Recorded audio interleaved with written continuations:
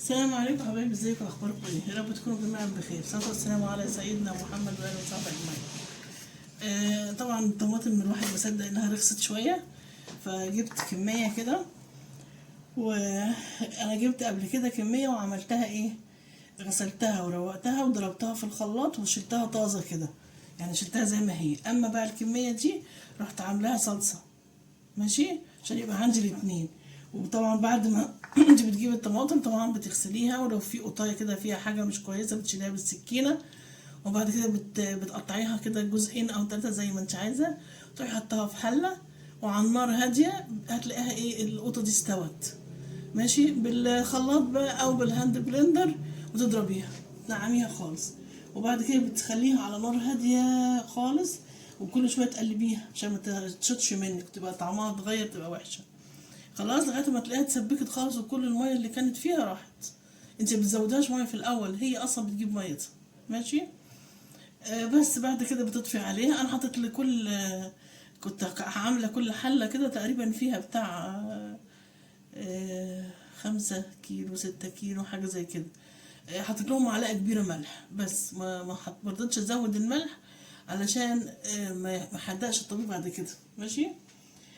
دي حاجة. الحاجة التانية تروحي بقى بعد تحطيها مثلا في برطمانات، تحطيها في اكياس في الفريزر. انا عملت شوية كده وشوية كده، حطيت دول هحطهم في التلاجة. ماشي. وتحطي على وشها زيت، اللي هتحطيه في التلاجة حطي على وشها ايه، زيت. ماشي اهو، دول هحطهم في التلاجة، هحط على وشهم، حطيت على وشهم زيت، وبقفل بقى كده البرطمان او العلبة البلاستيك او اي حاجة انت عندك اهي، شايفين اهي. حطيها دول تستعمليهم الاول في التلاجة. اما الكياس دول احطهم في كيس بقى كبير، واروح حطاهم ايه في الفريزر. ماشي.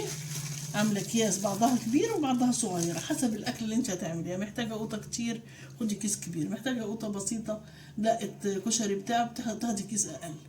تمام. بس كده، وهيبقى عندك ايه، عندك القوطه بتاعتك، مش هتحتاجي تجيبي قوطه من بره خالص. خلاص، الا بقى اذا كنت عايزه قوطه للسلطه ولا حاجه.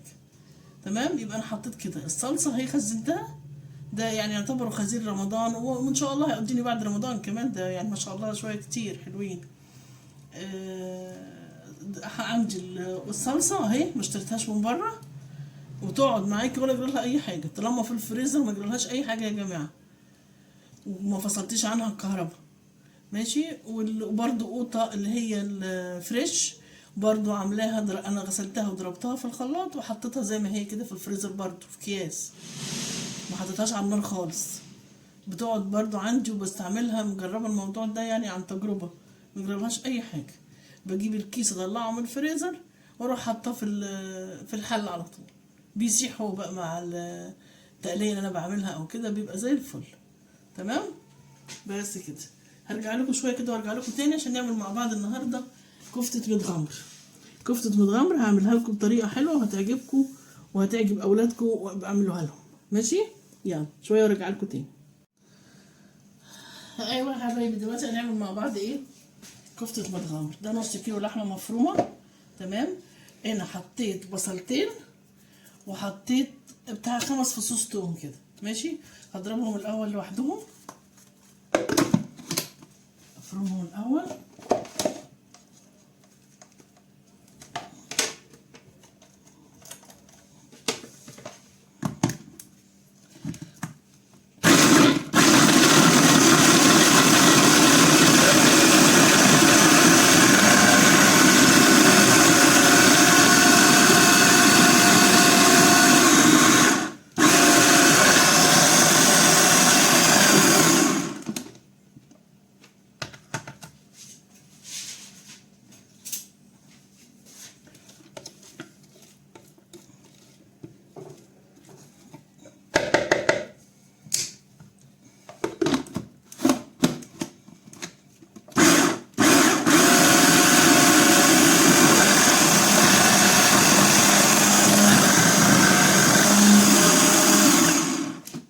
بعد كده اروح حاطه معاهم اللحمه برضو عشان ايه افرمها.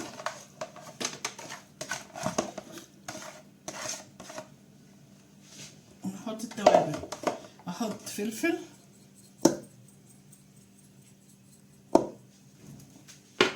احط ملح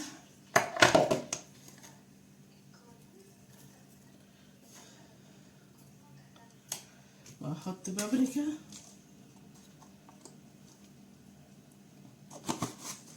واحط كزبره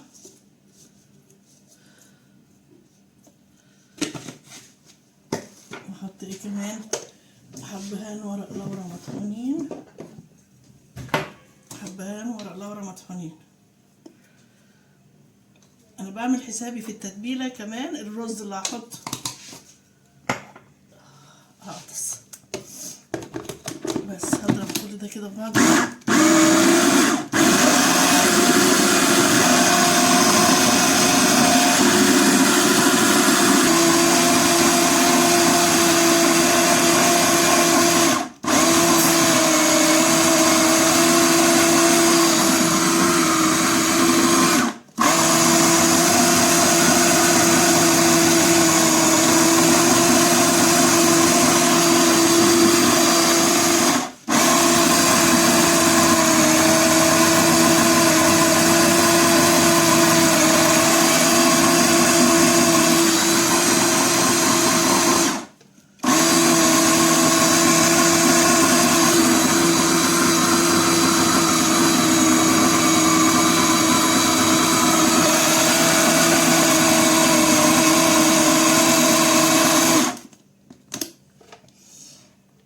حلو قوي كده.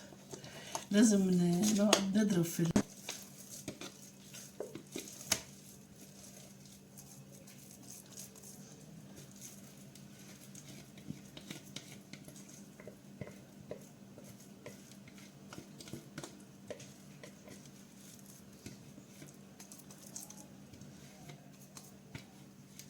ريحه التوابل ايه حلوه قوي.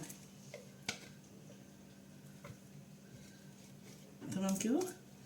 هصفي بقى الرز كويس قوي من الميه وايه ونحط عليه ونقلب بقى. تعجني بقى كويس عشان تختلطيهم ببعض كويس قوي، تخليهم يختلطوا ببعض كويس. تمام. وبعدين نعملها زي قرص كده، زي الهمبرجر كده، بس مش رقيقه قوي كده، يعني اتخن شويه. ماشي. انا نقع الرز اهو، هروح اصفيه.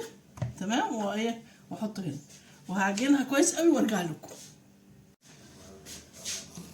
ايوه يا حبايبي خلاص. بص انا عملت اهو حطيتها على بعضها.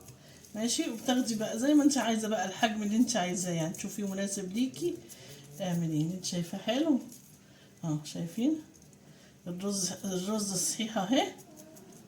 بس اهم حاجه تقلبيه كويس جدا جدا جدا. وزي ما قلت لكم كده اللحمه المفرومه بتضربيها شويه في الكبه، يعني رغم انك انت جايباها مفرومه لكن لازم تضرب شويه في الكبه عشان تسمغ، عشان تمسك في الرز.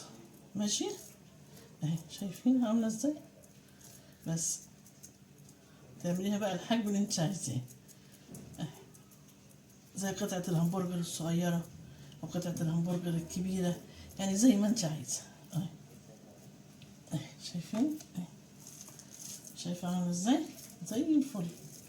خلاص. بعد كده هروح عامله حله حاطه فيها شويه ميه وتحط لها بقى ايه بهارات، يعني كانك هتسلقي في اللحمه. تحطي بصله وملح وفلفل، البهارات اللي انت عايزاها. تمام. ولما تغلي تروحي حاطه فيها بقى التشكيل اللي انت عاملاه ده بتاع الكفته ده يستوي بقى.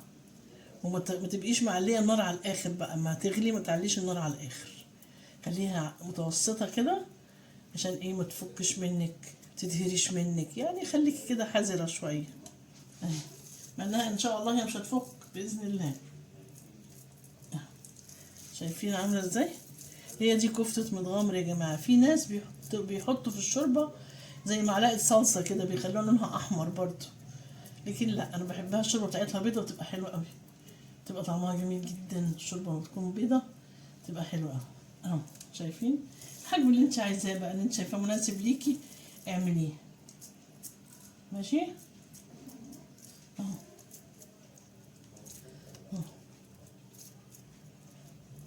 اتمنى بس تكونوا انتوا شايفيني عشان انا ايوه عشان ايه انا مش شايفه انتوا شايفين ولا لا. ايوه كده اهي. شايفين اهي. خلاص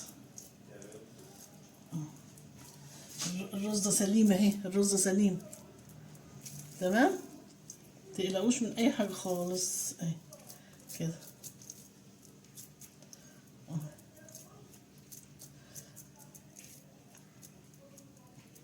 ترقيها شويه كده عشان ايه تستوي معاكي، الرز يستوي معاكي وهتمسك، ما تخافيش ان شاء الله تبقى حلوه. انا عملتها على فكره قبل كده بس كانت بطريقه تانية، كنت بحط لها حاجه من العطار كده كنت بجيبها عشان يمسك في بعضه الرز. فبصراحه شفت مره فيديو قالت لا انت ممكن ما تحطيش عليها اي حاجه ايه وتضربي اللحمه في الكبه شويه كمان عشان تسمغ معاكي، هتمسك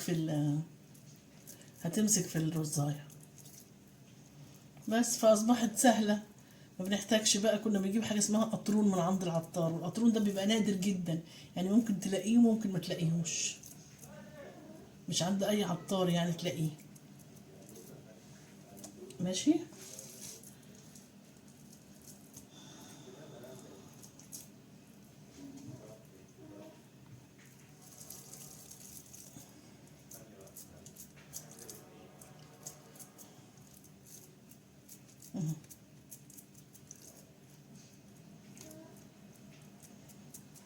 وممكن يا جماعة بعد ما بتسلقيها كده تاكليها كده بالشوربة عادي، وممكن كمان تروحي مطلعاها وتروحي حطها في بيض وتقليها تبقى حلوة جدا برضو ماشي. يعني ممكن تحطيها في بيض وتروحي قليها تبقى يا سلام، تبقى فعلا فظيعة والله، تبقى حلوة قوي خطيرة.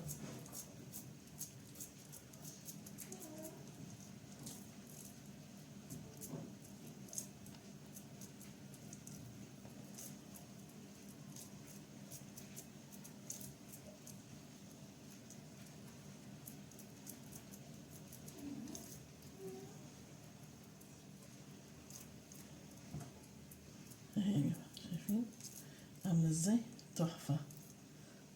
خلاص هقعد بقى اكمل عشان اعرف، عشان اقعد بس شوية صدري وجعتني من الوقفة بصراحة. خلاص هكمل بقى كده تشكيل وبعدين ايه احط المية على النار تغلي. يلا هرجع لكم تاني. ايوه يا حبايبي الكفتة اهي خلصت خلاص اهي، شايفينها الدخان طالع منها. الاول اول ما بتطلعيها طلعيها في مصفى ماشي، لازم تطلع في مصفى، ما ينفعش تسيبها في الشوربه بتاعتها تمام. شايفه عامله ازاي؟ اللهم صل على النبي. وطعمها ايه روعه، روعه فظيعه. طعم الحبهان بقى كده باين فيها، يا لهوي فظيعه مش ممكن ماشي. لما بتيجي بقى بتغرفي هو بيجي بقى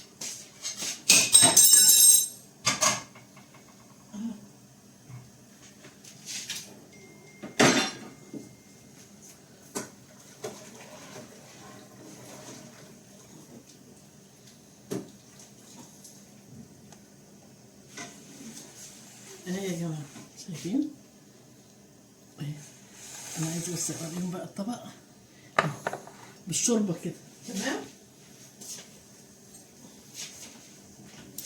اهي بقى شايفين باين تاخدي بقى كده السخنه، الشوربه سخنه وده سخن، تاكلي كده رهيبه رهيبه رهيبه. الله روعه الله.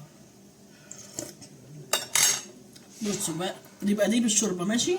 في نوع تاني بقى بتجيبي بضايه وتربيها كده بملح وفلفل خفيف، وتروحي واخده الكفتايه دي مقلباها كده في البيضه، وتروحي ايه حطها على في الطاسه بقى تقليها في الطاسه برضو، بتبقى يا جماعه روعه روعه روعه. نفسي تجربوها بجد والله، طعمها حلو قوي وبعدين صحيه، خلي بالكم صحيه جدا. يعني انت بتاكلي ايه لحمه ورز مسلوقين، يعتبروا زيكم مسلوقين، بتبقى حلوه قوي بس فيها بقى البهارات اللي فيها بقى خطيره. لازم تعملوها جربوها ماشي. يعني من غير اللي هو القطرون اللي كنت بدور عليه ده ولا حاجه، زي ما وريتكم كده بالظبط ماشي. نص كيلو لحمه عليه كيلو الا ربع رز، وزي ما قلت لكم والله في ناس بتحط ربع كيلو لحمه على كيلو رز، لكن لا انا بحب ايه عشان يبقى فيها طعم اللحمه كده باين وظاهر ماشي. يلا بالهنا والشفا اللي ياكل، يلا واعملوها بقى وما تنسوش اللايك يا حبايبي. يلا سلام عليكم.